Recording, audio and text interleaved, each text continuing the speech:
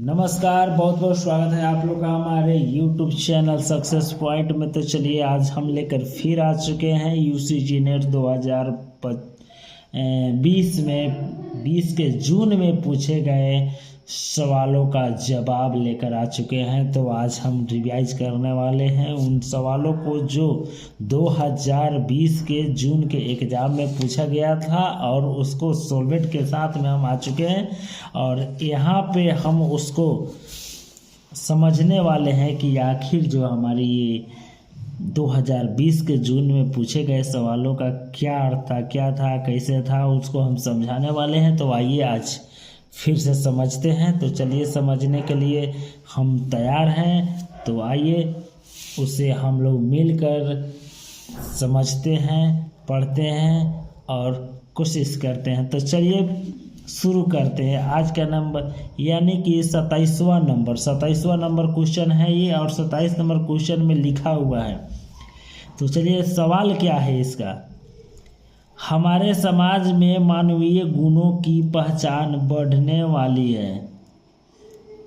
कुल और जाति का अहंकार विदा हो रहा है। आगे मनुष्य केवल उसी पद का अधिकारी होगा जो उसने अपने समर्थ से सूचित होता है, उस पद का नहीं जो उनके माता पिता या वंश की देन है।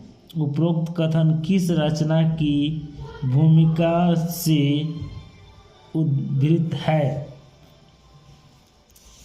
तो चलिए आप लोगों ने सवाल तो समझ ही गए होंगे कि आखिर जो इसको कहा गया है, जो ये कहा गया कि हमारे समाज का मानवीय गुणों का पहचान बढ़ने वाली है, कुल और जाति का अहंकार विदा हो रहा है।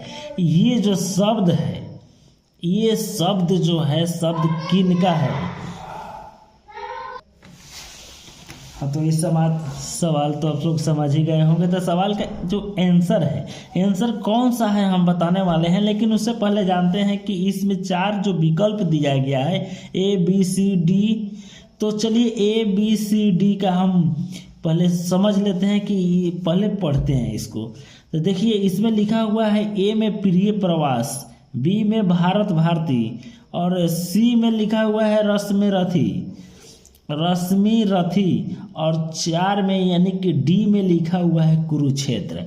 अब हम देखेंगे ये जो चारों विकल्प में कौन सही है।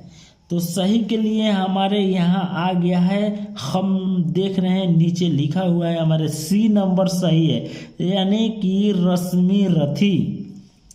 हमारे समाज में मानवीय गुणों की पहचान बढ़ने वाली है। जो शब्द है उस शब्द को लिया गया है रश्मि रथी में से। तो रश्मि रथी में से लिया गया है। तो रश्मि रथी का कथन क्या है, चलिए देखते हैं। कथन रश्मि रथी की भूमिका से उद्भित है। तो रश्मि रथी की रचनाकार रामधारी से दिनकर है। रश्मि रथी का अर्थ है सूर्य किरण रूपी रथ का सवार होना, यानी कि सवार। यह एक खंड काव्य है। यह 1952 में प्रकाशित हुआ था। इसमें 7 सर्ग है। इसमें कर्ण को महाभारत के कथानक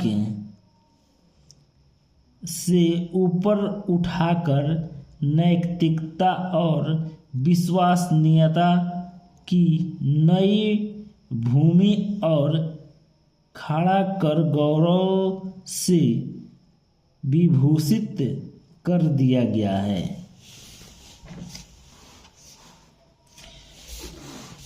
तो चलिए इसमें अब 28 नंबर सवाल है। तेरा मेरा मनुआ कैसे इसका, ये देखिए थोड़ा सा मिटक गया है। तेरा मेरा मनुआ कैसे इका कोई रे, मैं कहता है आंगिन देखी तू कहता है कागज की लेखी। उपयुक्त पंक्तियों के संदर्भ में निम्नलिखित में से कौन सा मंतव्य सही है? मंतव्य सही नहीं है, यानी कि मंतव्य सही नहीं है। तो चलिए इसको पढ़ते हैं। ए में है अनुभव को महत्व, दूसरा है ब्रह्मांडम्बर की प्रतिष्ठा, और तीसरा है लोक ज्ञान की महत्ता, और डी में है सहज बात को सहजाता से कहना। तो आइए अब इसमें हम देखते हैं कि हमारा जो हमारा ये इसमें आंसर कौन सा है। तो आंसर लिखा हुआ है, यहाँ दिया गया है बी, ब्रह्मांडम्बर की प्रतिष्ठा। तो चलिए अब यहाँ पे तेरा मेरा मनुआ कैसे इक होई रे, इक होई रे, इक होई रे। मैं कहता हाओ आखिर देखी तू कहता कागज की लेखी। इस पंक्तियों के संदर्भ में ब्रह्मांडम्बर की प्रतिष्ठा मंतव्य सही नहीं है। अनुभव को महत्व, लोक ज्ञान की महत्ता, सहज बात को सहजात से कहना कथन इन पंक्तियों के संदर्भ में सही है। यह पंक्तियाँ कबीरदास की है, और ये पंक्तियाँ जो है कबीरदास जी का है। तो चलिए अब आगे देखते हैं। 29 नंबर क्वेश्चन में कहा जाता है कि आध्यात्मिक रंग के चश्मे आजकल बहुत सस्ते हो गए हैं। रामचंद्र शुक्ल ने यह टिप्पणियां किस कवि के संदर्भ में कहा है?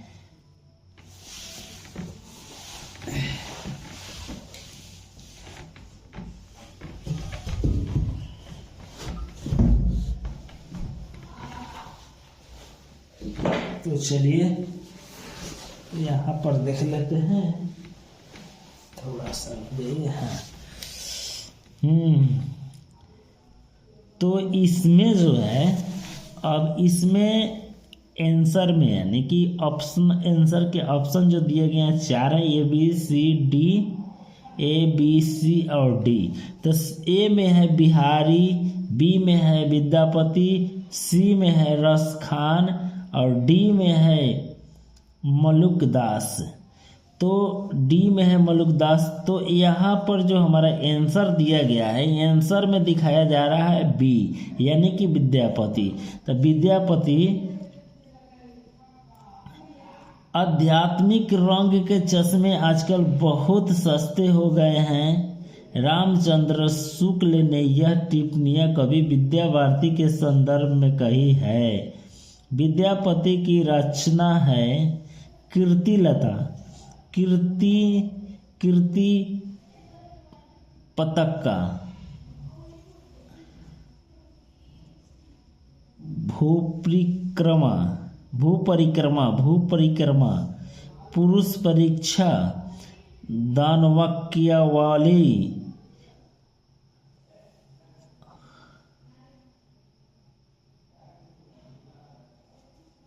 सारी आदि।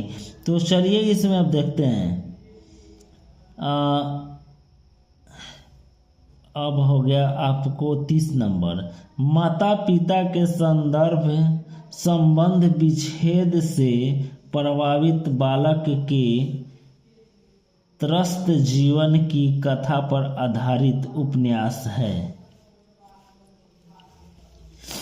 1 इंच मुस्कान, बी में है अनुगूज, और सी में है आपका बंटी, और डी में है बेघर। तो आपका इसमें जो है ये दिया गया है, आंसर दिया गया है सी, यानी कि आपका बंटी। माता पिता के संदर्भ विच्छेद संबंध विच्छेद से प्रभावित बालक के त्रस्त जीवन की कथा पर आधारित उपन्यास आपका बंटी है। आपका बंटी उपन्यास की लेखिका ध्रुव भंडारी है। एक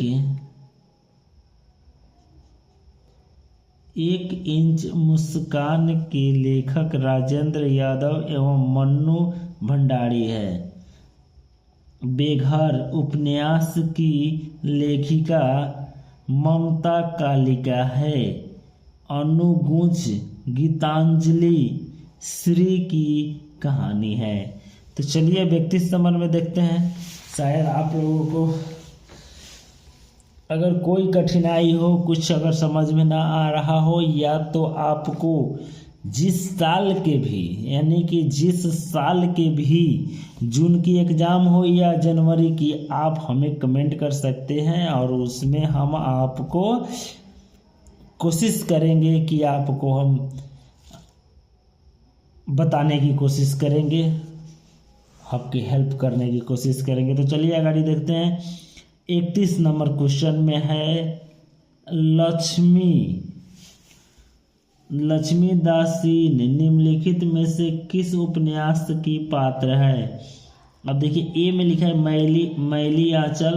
मैला आंचल, परती परिकथा, जुलूस, कितने चौराहे।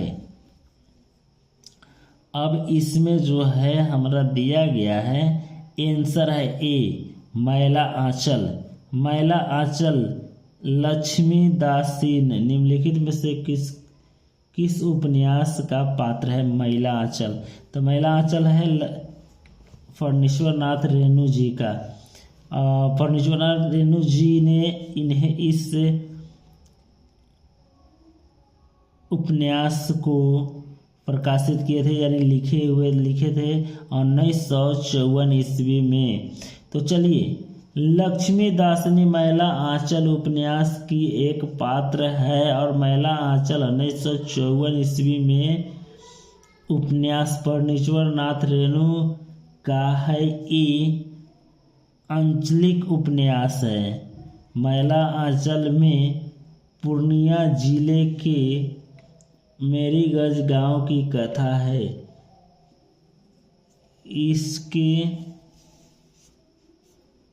इसके अन्य पात्र बावन दास, बालदेव, कालीचरण, राम खिलावन, रामदास, सेवादास, राम कृपाल सिंह, कमली डॉक्टर, तहसीलदार, वासुदेव इत्यादि है। परती परिकथा 1957 ईस्वी, जुलूस 1965 ईस्वी तथा कितने चौराहे 1966 ईस्वी का है उपन्यास फणीश्वर नाथ रेणु के है। तो चलिए देर न करते हुए आज का वीडियो यहीं समाप्त किया जाता है, क्योंकि आज अब ज़्यादा बड़ा वीडियो बनाने से कोई फ़ायदा नहीं है, क्योंकि ज़्यादा वीडियो बनाने लंबा वीडियो हो जाता है तो लोग को देखने में भी दिक्कत होती है। तो ऐसे छोटे छोटे वीडियो रहेंगे जिसमें 6 से 7, 10, 8, 9, 10 यानी 10 से ज़्यादा आंसर नहीं होंगे। तो चलिए आज भी हो गया है 3 6 एक साथ 8 क्वेश्चन हो गया है। तो चलिए फिर मिलते हैं नेक्स्ट वीडियो में। तब तक के लिए आप लोगों को इस वीडियो को पूरा देखने के लिए आप लोगों को बहुत बहुत धन्यवाद। फिर मिलते हैं नेक्स्ट वीडियो में। जय श्री राम, हर हर महादेव, वंदे मातरम।